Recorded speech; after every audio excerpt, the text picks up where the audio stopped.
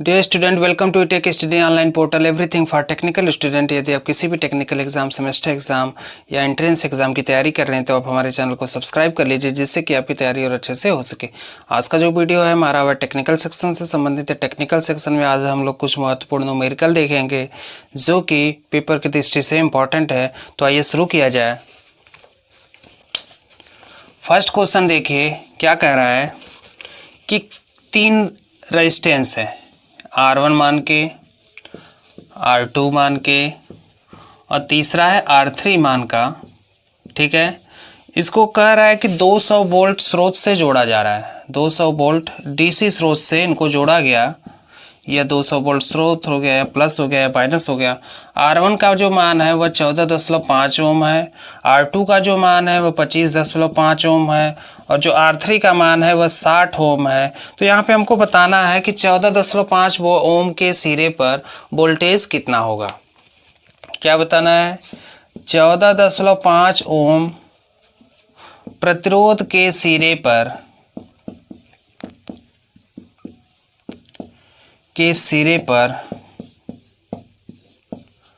Voltage बताइए। Voltage बताइए, यानी जो प्रतिरोधक आपका है 14.5 ओम प्रतिरोधक के सिरे पर वोल्टेज बताइए। ऑप्शन देखिए, ऑप्शन ए है 30 वोल्ट, ऑप्शन बी है 30.5 वोल्ट, ऑप्शन सी है 29 वोल्ट और ऑप्शन डी है 28 वोल्ट। ठीक है, सवाल समझ में आया? 3 रजिस्टर एक दूसरे के श्रेणी क्रम में जुड़े हुए हैं और तीनों से रजिस्टर के जो प्रतिरोध का मान है, रेजिस्टेंस का मान है दिया है, उनको 200 वोल्ट बैटरी के सोर्स से जोड़ा जा रहा है। तो उसमें पूछा है 14.5 ओम प्रतिरोधक के सिरे पे वोल्टेज ड्रॉप कितना होगा। तो यहाँ से अगर आप ध्यान से देखेंगे तो तीनों रजिस्टर आपस में श्रेणी क्रम में जुड़े हैं। R1, R2, R3 टोटल जो रेजिस्टेंस होगा वो कितना होगा? RT is equal to small R1 plus small R2 plus small R3 के बराबर होगा। R1 का मान कितना है? 14.5, R2 का 25.5 और R3 का 60 ओम। ठीक है, सबको जोड़ देंगे तो 14.5 प्लस 25.5 जोड़ेंगे कितना हो गया? 40 हो गया। 40 60 हो कितना हो गया? 100 ओम के बराबर। जब टोटल रेजिस्टेंस पता है, टोटल वोल्टेज पता है, तो करंट हम निकाल सकते हैं। यहाँ से कितनी करंट गुजरेगी? हमने मान लिया I करंट गुजरेगी, तो I का जो मान होगा वह V/RT के बराबर होगा और V का मान कितना है? 200 और RT का मान है 100। तो ये कितना हो गया? 2 एम्पियर के बराबर।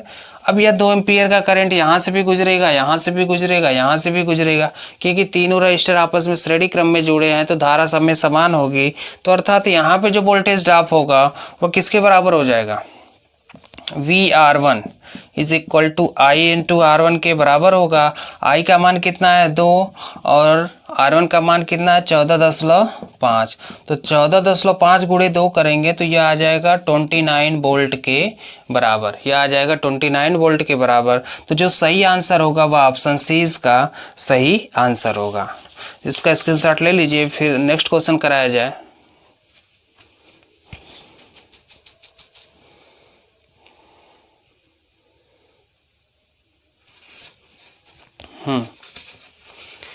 तो अच्छा क्वेश्चन था, ठीक ठाक क्वेश्चन है। इस टाइप के क्वेश्चन हमारे पेपर में देखने को मिलते हैं।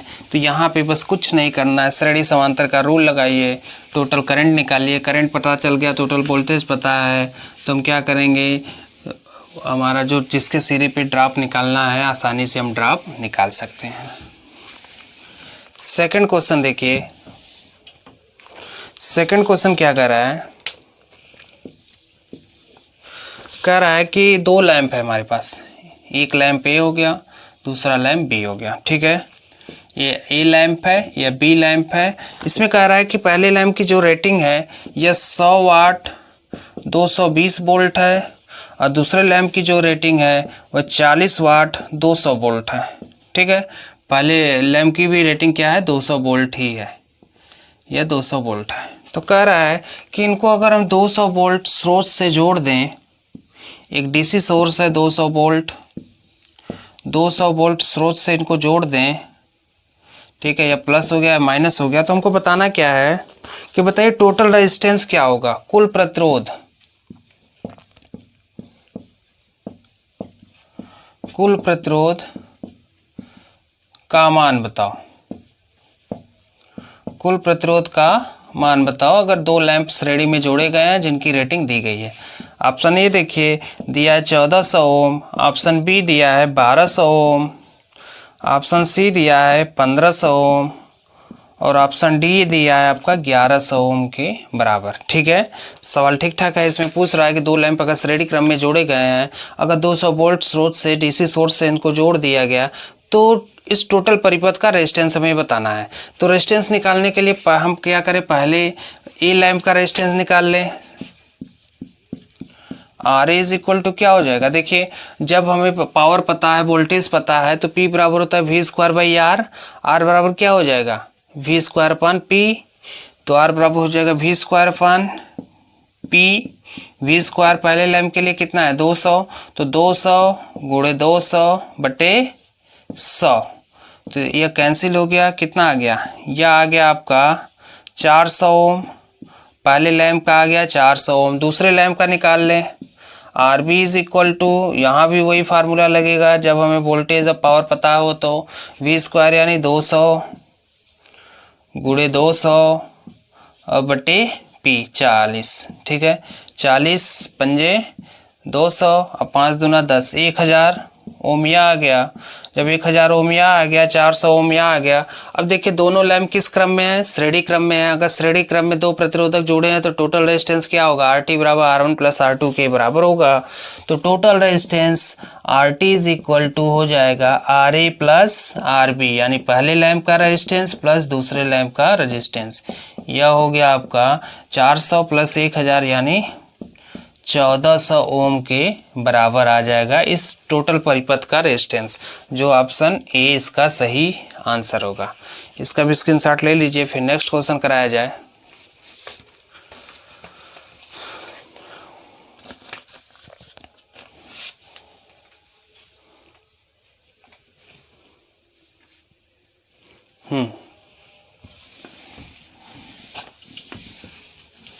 सब बहुत ही बेहतरीन क्वेश्चन, बहुत अच्छा क्वेश्चन, ठीक ठाक क्वेश्चन कराया जा रहा है आपको। तो इसमें ये है कि सिर्फ आप इसको प्रैक्टिस करते रहिए। जितना अधिक प्रैक्टिस करेंगे न्यूमेरिकल सेक्शन से, थ्योरी सेक्शन से, ऑब्जेक्टिव सेक्शन से, उतना ही अधिक आपको मजबूती मिलेगा थ्योरी में। अगला क्वेश्चन देखिए, क्वेश्चन नंबर 3 क्या कह रहा है। 3 कह रहा है कि एक टेबल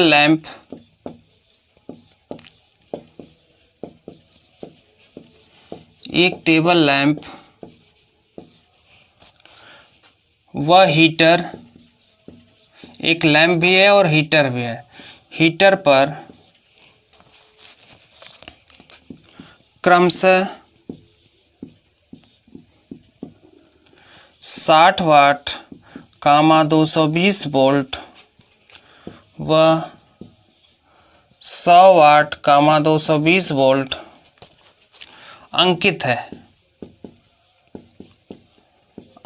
है। हीटर का प्रतिरोध बताओ।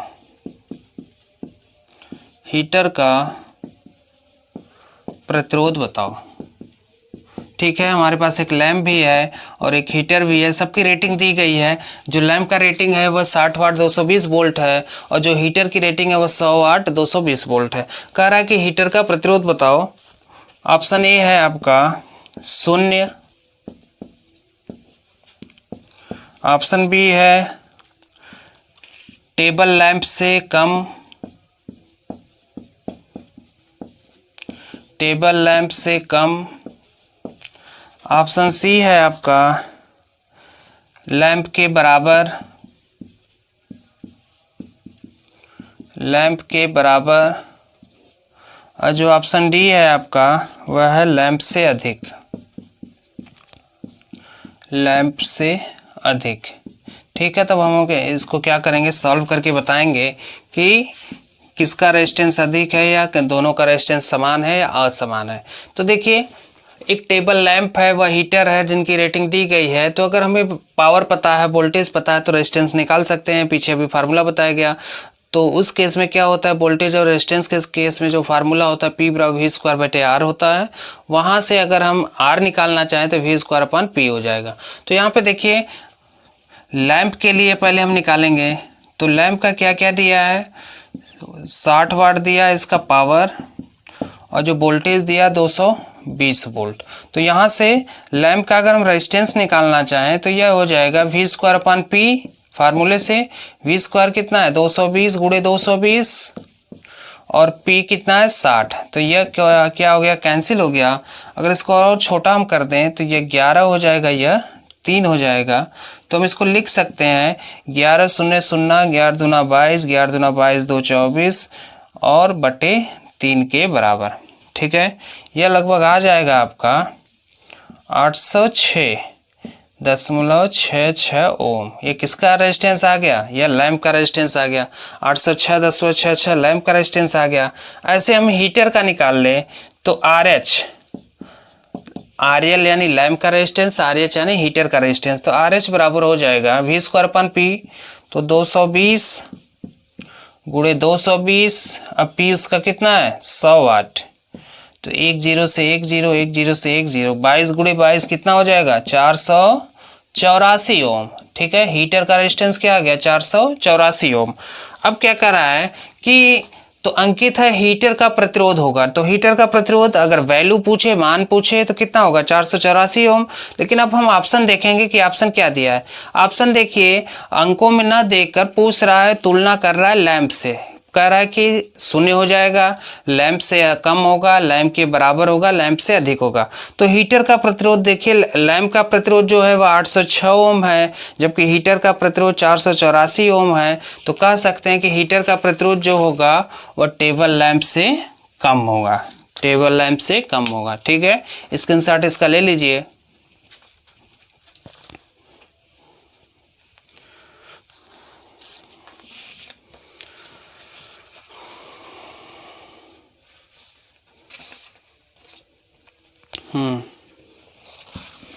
ये भी अच्छा क्वेश्चन है पेपर की दृष्टि से। इसमें मान न पूछ के तुलनात्मक अध्ययन पूछ रहा है कि अगर कंपेयर किया जाए लैंप के साथ तो हीटर का रेजिस्टेंस और लैंप का रेजिस्टेंस, किसका रेजिस्टेंस अधिक होगा या किसका कम होगा। तो अगर समान पावर दिया है, समान आपका वोल्टेज दिया है और रेजिस्टेंस की तुलना करने के लिए कहे तो R बराबर V²/P, यानी किसका मान अधिक होगा, जिसका P मान कम होगा, और किसका मान कम होगा, जिसका P का मान अधिक होगा। क्वेश्चन नंबर 4 देखिए क्या कह रहा है। एक कैपेसिटर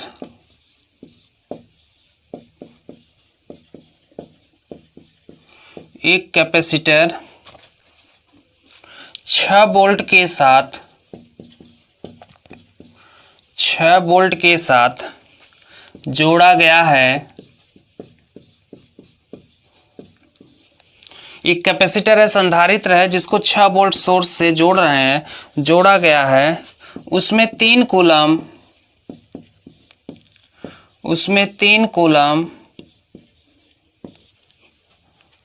आवेश संचित हुआ। कैपेसिटर क्या करता है, जैसे सप्लाई से जोड़ेंगे उस पर चार्ज इकट्ठा होगा। तो कह रहा है कि अगर उसको इतने वोल्ट स्रोत से जोड़ा गया तो उस पर 3 कूलम आवेश संचित हुआ, इकट्ठा हुआ। कैपेसिटर की धारिता बताओ। कैपेसिटर की धारिता बताओ। ठीक है, क्या पूछ रहा है, कैपेसिटर की धारिता बताओ।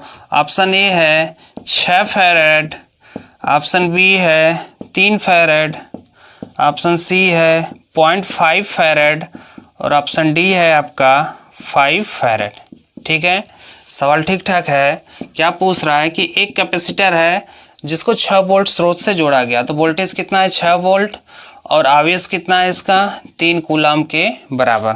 ठीक है, तो आपको याद होगा कि स्टार्टिंग में जब हम बेसिक इलेक्ट्रिसिटी पढ़ा रहे थे तो वहाँ कैपेसिटर से संबंधित सवाल था, उसके कैपेसिटेंस को कैसे निकालना है, या कैपेसिटर में जब चार्ज हमें पता है, वोल्टेज पता है, तो उस स्थिति में उसके कैपेसिटेंस के मान को, उसके धारिता के मान को कैसे निकालते थे।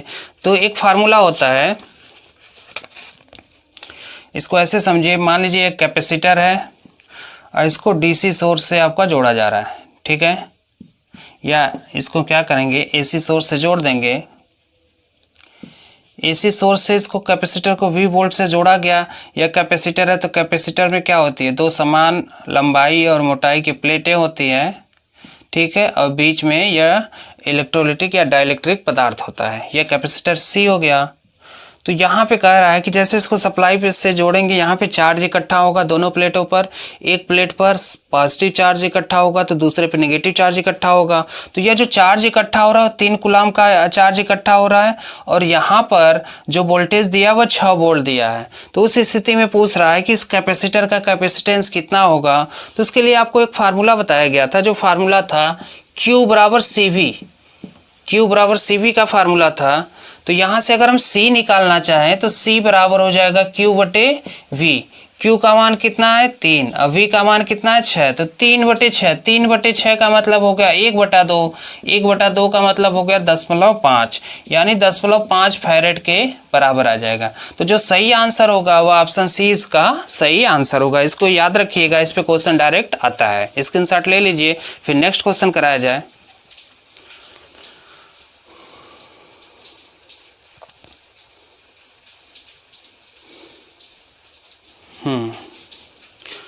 तो आज का वीडियो यहीं समाप्त करते हैं। उम्मीद है कि आपको वीडियो पसंद आई होगी। अभी तक आपने हमारे चैनल को सब्सक्राइब नहीं किया तो सब्सक्राइब कर लें तथा शेयर करना ना भूलें।